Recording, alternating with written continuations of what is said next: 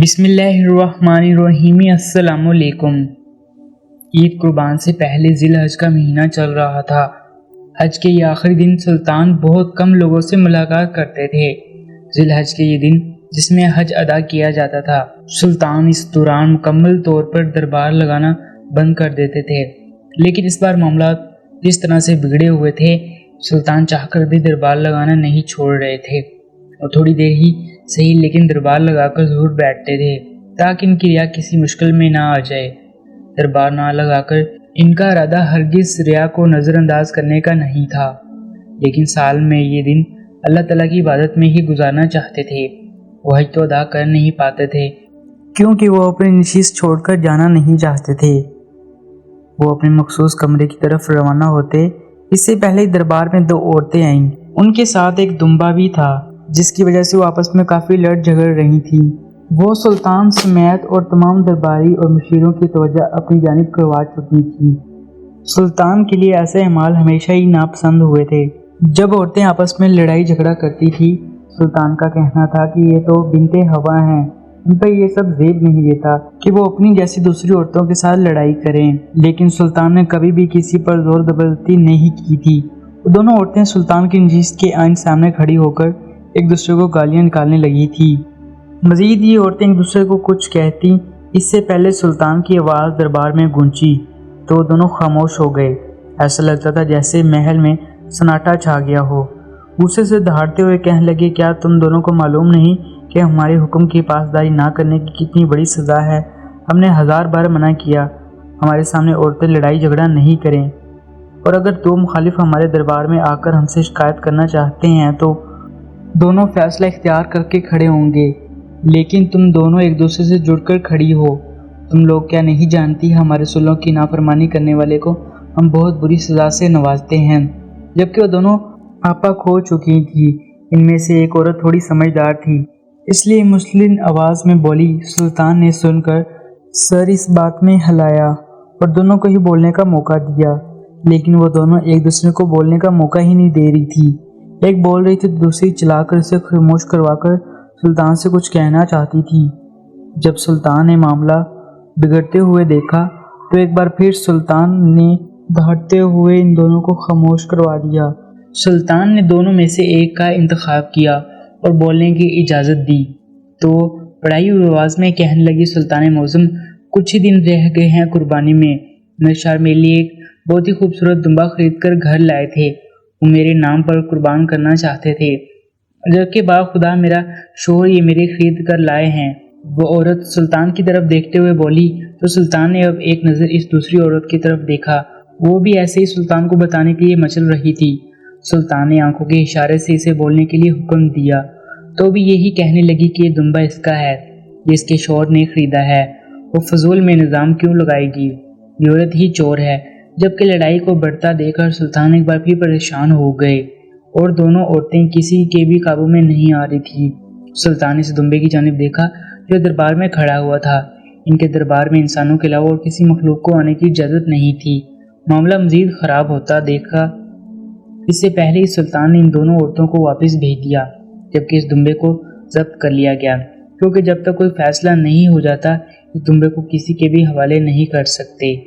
سلطان سمجھ نہیں پا رہے تھے کہ وہ فیصلہ کس کے حق میں دیں، کیونکہ دونوں کی آنکھوں میں موجود سچائی یہ بتانے کے لیے کافی تھی کہ وہ دونوں ہی جھوٹ نہیں بول رہی۔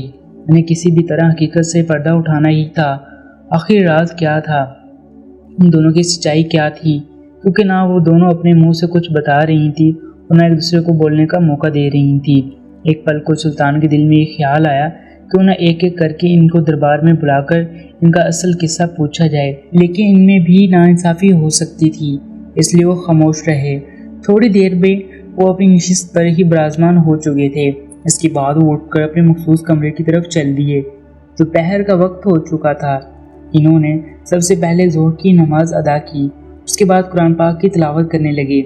وہ حج ادا کرنے کے لیے مکہ مکرمہ جانا چاہتے تھے، لیکن اچانک ہی ایک جنگ کا اعلان عیسائی ملک کی طرف سے ہو گیا تھا، جس کی وجہ سے سلطان مجبوراً ٹھہر گئے، کیونکہ اگر ان کے پیچھے سے وہ لوگ حملہ آور ہوتے تو ان کی ریا کے لیے کافی خطرناک ثابت ہو سکتی تھی۔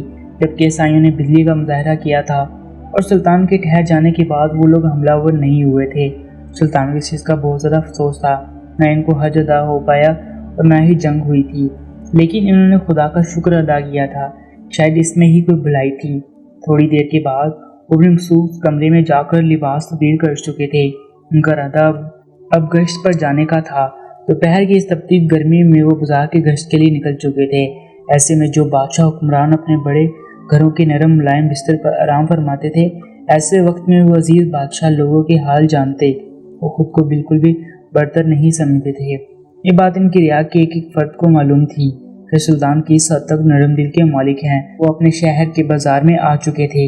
इनका इरादा आज सब्जी की रेडी वालों को देखने का था, क्योंकि कुछ रोज से इन्हें एक खबर मालूम हो रही थी कि यहाँ पर कुछ लोग बेस बदल कर घुस आए हैं, जो डेयरी वाले के रूप में बहरूपी हैं। वो ईसाई धर्म से ताल्लुक़ रखते हैं और मुसलमानों की हक हलाल कमाई पर कब्जा जमा रहे हैं। सुल्तान ने कभी ऐसा होने नहीं दिया था और ना ही वो आज होने देना चाहते थे। इन लोगों ने ना सिर्फ रेडी वालों की जगहों पर कब्जा किया था, बल्कि वो आने वाली रियासत से भी उजरत सामान की ज़्यादा ले रहे थे। एक दो बार ये बात वजीर ने भी इनके गोश्त गुजार की थी, लेकिन इन्होंने इतना ज़्यादा ध्यान नहीं दिया था। लेकिन कल रात जो बात इन्होंने दो सिपाहियों के मुंह से सुनी थी, वो यहाँ पर लाने पर मजबूर कर रही थी, बल्कि एक आम मुसाफिर के लिबास में मौजूद थे। वो लोगों को गहरी निगाहों से देखते जा रहे थे। अचानक ही इनकी नज़र ज़मीन पर बैठे एक छोटे से बच्चे पर पड़ी। बच्चा दिखने में बिलाका हसीन था। इसकी रंगत सुर्ख सफ़ेद जैसी थी, जबकि बाल घुंघरेले थे। बच्चा दिखने में किसी बड़े घर से मालूम हो रहा था। उनके कदम इस बच्चे की जानिब उठे थे। वो नहीं जानते थे कि वो बच्चा यहाँ पर क्या कर रहा है। वो बच्चा महज 10 साल का था। इनका दिल दुखा था। ऐसी उम्र में तो बच्चे 10 साल गांवों या फिर गली गोचों में खेलते हुए गुजारते हैं, और इस बच्चे को इतनी उम्र में काम करते देखकर इन तकलीफ हुई थी। इस बच्चे के करीब बैठे कि वो तो काफ़ी माहिराना अंदाज में मछलियों की वजह सुल्तान को बताने लगा। सुल्तान एक नज़र इस बच्चे को देखा और कहने लगे, पढ़ने नहीं जाते? वो बच्चा यकदम ही चौंक गया। मेरे बच्चे को खाना कहाँ से लाएंगी? मेरा तो कोई बड़ा भाई नहीं है और ना ही मैं ख़ानदान में कोई ऐसा शख्स है जो हमारा खर्च उठाए। सुल्तान इस बच्चे की बात सुनी तो कहने लगे, अच्छा, तुम्हारे बाबा का इंतकाल कैसे हुआ? उन्हें इस बच्चे में काफ़ी तजस्सुस महसूस हो रहा था। ये बताने के लिए काफ़ी था कि वो बच्चा काफ़ी समझदार और दिखने में महज 10 साल का ही था, लेकिन इसकी समझ, सूझबूझ और बात करने का तरीका किसी बड़े आदमी जैसा ही था। शायद हालात ने इसको इतनी जल्दी बड़ा कर दिया था। इस बच्चे की आंखों में मौजूद बगावत और लहजे का सर्दपन ये बताने के लिए काफ़ी था कि इसने बहुत सी तकलीफ झेल रही थी। इसके बाद वो यहाँ पर आकर बैठा है। सुल्तान ने बड़ी इजरत देकर इस बच्चे से काफ़ी देर तक उस लिबास में ही अल्लाह ताला की इबादत करते रहे। उनको काफ़ी वक्त हो चुका था, लेकिन इन्होंने मुसल्ला नहीं छोड़ा। असर की नमाज के बाद वो वापस महल आए। वज़ीर के हमरा इस छोटे बच्चे के घर वालों को दरबार में तलब करते थे। तब इन्हें ऐसे ही लोग नजर आते थे, इसलिए सुल्तान ने इनको परेशानी किसी खातिर ख्वाह में ना लाया था। सुल्तान इसके लिए जो सदा मुंतखब करते थे उसकी बजाय से बाहर होती थी, क्योंकि इन बेटों के अलावा भी बेटे ही चाहते थे, और मैं और मेरा शोहर सबसे अलग अकेले घर में रहते थे। लेकिन ये चीज़ मेरे ससुराल वालों को बिल्कुल बर्दाश्त नहीं थी। वो हर दिन कभी धमकियाँ देते थे या फिर कभी मेरी औलाद को तकलीफ़ देते थे। जबकि उन्हें बात अपने शोहर को बताई तो वो अपने घर गए और इन लोगों को खड़ी खड़ी सुनाई, लेकिन वो नहीं जानते थे कि मामला इतना बिगड़ जाएगा कि इनके अपने ही इनको कत्ल कर देंगे। इनके बाबा ने मेरे शोहर के जिस्म के आर पार तलवार कर दी थी, जिसकी वजह से वो मौके पर ही मौत की नींद सो गए। ये वाक़या ज़्यादा पुराना नहीं, बल्कि कुछ ही देर पहले का ही है। मैंने बहुत समझाना चाहा, लेकिन इसने मेरी एक बात नहीं सुनी और मुझे फ़रोख्त करने लगा। अब इसने काफ़ी अच्छा काम कर लिया है। वो बाज़ार में वहीं बैठकर लोगों की उनसे फ़रोख्त करता है। वो है तो सिर्फ 10 साल का, लेकिन इसकी समझ सूझबूझ काफ़ी बड़े इंसानों वाली है। वो बिल्कुल भी अपने बाप जैसा नहीं है, बल्कि वो बहुत अच्छा है। मेरा बेटा सबसे अलग है, बहुत नेक इंसान है। अल्लाह मेरे बेटे को लंबी ज़िंदगी दे। वो औरत रोते रोते ही एक बात की गिरदान कर रही थी, जबकि सुल्तान की सोचों का मरकज़ इस औरत का ससुराल था।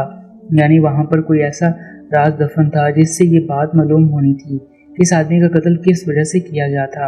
ये औरत तो बहुत महज एक शक की बुनियाद पर यह बात कह रही थी कि इसके शोहर का कत्ल इसलिए किया गया, लेकिन सुल्तान इस आदमी के किरदार के बारे में सुनकर थोड़ा मशकूक हो गए थे। इन्होंने इस औरत को वहाँ से भेज दिया था और रात में भेस बदल कर इस घर की तरफ रवाना हो गए थे जहाँ पर इस औरत का ससुराल रहाइश पजीर था।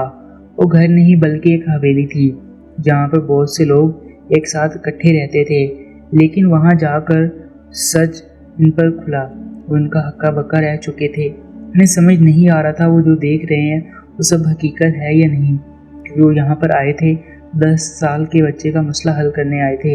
लेकिन यहाँ पर तो इनका पुराना केस यानी वही औरतें मौजूद थी जो दोनों एक दूसरे से हंस हंस कर बातें कर रही थी और एक साथ देखना और इनके बाद हंसना मुस्कुराना सुल्तान को मशकूक कर गया था। लेकिन जैसे इनकी निगाह दूसरी तरफ पड़ी तो मामला समझ गए, यानी कल दरबार में एक दंगल होना था जिसके लिए सुल्तान पूरी तरह तैयार थे। सुल्तान दरवाजे के पास ही रखकर इस आदमी की गुफ्तगू का मुलाहिजा करने लगे। जैसे जैसे इस आदमी की नादिर ख्यालात सुल्तान के कानून में पड़े वो गुस्से से लाल सुर्ख हो गई। इनका बस नहीं चल रहा था कि वो अंदर जाएं, इस बूढ़े आदमी का कत्ल कर दें, लेकिन अभी फ़िलहाल के लिए इन्होंने ज़ब्त से काम लिया और महल रवाना हो गए। उनके दोपहर और रात का गश्त बिल्कुल भी बेकार नहीं गया था, बल्कि इतने बड़ी मसाइल हल कर चुके थे जैसे का हल निकालना सुल्तान के लिए बहुत बड़ा मसला बन चुका था। अगले रोज़ सुल्तान ने अपने सिपाहियों के ज़रिए सबसे पहले इन दोनों औरतों आज फिर एक दूसरे को काट खाने के लिए दौड़ रही थी, जबकि रात में वो एक दूसरे से हंस हंस कर बातें कर रही थी। ये मंजर सुल्तान की आंखों में झप कर दामी लहरा रहा था, लेकिन जब वो दूसरी तरफ देखते तो इन्हें कहानी समझ आ रही थी। इस दुम्बे को दोबारा से दरबार में तलब कर लिया गया था। वो दोनों औरतें इस दुम्बे को देखकर चीख चक कर झपट रही थी, लेकिन सुल्तान के फौरन इशारे करने पर सिपाहियों ने इन दोनों दुम्बे से दूर कर दिया था।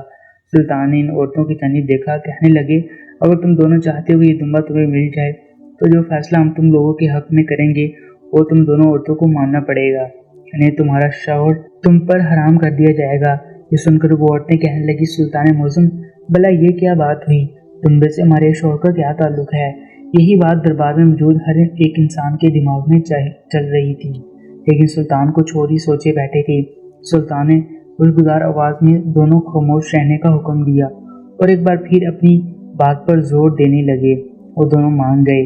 सुल्तान एक नज़र सिपाही को देखा और कहने लगे, इस दुम्बे को आगे लाया जाए